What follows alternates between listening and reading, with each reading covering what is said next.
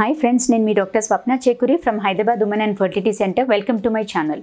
So ఈ రోజు ఏంటంటే మనము పీరియడ్స్ మిస్ అయితే ఖచ్చితంగా ప్రెగ్నెన్సీ అయినా అనేది చాలామంది అడుగుతూ ఉంటారు. సో దాని గురించి మనం డిస్కస్ చేసుకుందాం.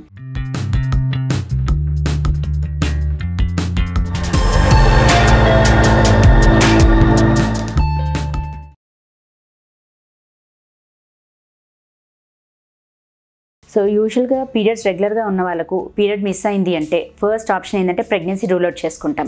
కొందరికి ఏంటంటే పీరియడ్స్ రెగ్యులర్గా ఉన్నా మనకు ప్రెగ్నెన్సీ టెస్ట్ నెగిటివ్ వస్తుంది. కొందరికి ఆబ్వియస్లీ పీరియడ్స్ ఇర్రెగ్యులర్ ఉంటాయి, అంటే 2-3 monthsకి ఒకసారి రావడం అలా ఉంటుంది. అలా ఉన్నప్పుడు కూడా ఫస్ట్ ఆఫ్ ఆల్ మనకంటే పీరియడ్ మిస్ అయ్యి వచ్చిన వాళ్ళకు ప్రెగ్నెన్సీ టెస్ట్ చేస్తాం. అది నెగిటివ్ ఉంది అంటే మాత్రం మనం వేరే రీజన్స్ కూడా రూల్ అవుట్ చేసుకోవాలి.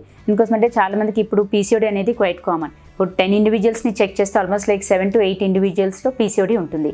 సో అలా పీసీఓ ఉన్న వాళ్ళకు కూడా పీరియడ్స్ అనేది ఫ్రీక్వెంట్గా మిస్ అవుతూ ఉంటాయి. అంటే నెల కరెక్ట్గా కాకుండా 1.5 monthకో 2 monthskో, కొందరికి 3 monthsకి ఒకసారి, కొందరికి 6 monthsకి ఒకసారి అలా వస్తూ ఉంటాయి పీరియడ్స్.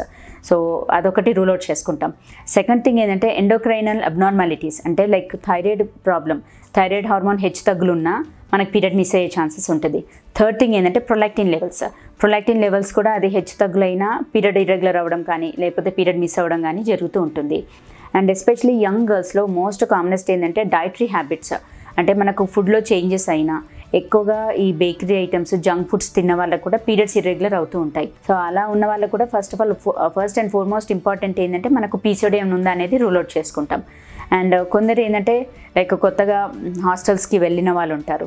సో హాస్టల్లో ఫుడ్ చేంజెస్ ద్వారా, లేదు మన చుట్టూలో ఉన్న క్లైమేటిక్ ఎన్విరాన్మెంట్ చేంజెస్ వల్ల కూడా కొంచెం హార్మోన్స్లో తేడా వచ్చి కూడా పీరియడ్స్ మిస్ అవ్వచ్చు.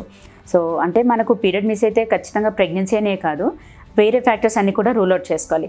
ఎస్పెషలీ అన్మ్యారీడ్ గర్ల్స్కి అయితేనేమో ఐదర్ హార్మోనల్ చేంజెసో లేకపోతే డైటరీ హ్యాబిట్ చేంజెసో, లేదు మన చుట్టూ ఉన్న పరిసరాల్లో సరౌండింగ్స్లో తేడా వల్ల, లేదు ఎన్విరాన్మెంట్ అండ్ క్లైమేటిక్ చేంజెస్ వల్ల కూడా పీరియడ్స్ మిస్ అయ్యి పీరియడ్స్ ఇర్రెగ్యులర్ అయ్యే ఛాన్సెస్ ఉంటుంది. వెరాజ్ మ్యారీడ్ లేడీస్కి ఏంటంటే ఫస్ట్ ప్రెగ్నెన్సీ రూల్ అవుట్ చేస్తాము. ప్రెగ్నెన్సీ కాదు అని తెలిసినప్పుడు మాత్రం వేరేవి, అంటే హార్మోనల్ ఇంబ్యాలెన్సెసా, పీసీఓడి ఏమైనా ఉందా, లేకపోతే ఎండోమెట్రోసిస్ ఏమైనా ఉందా, లేదు సిస్టిక్ టెండెన్సీ, కొందరికి ఏంటంటే సిస్ట్లు ఫామ్ అవుతూ ఉంటాయి.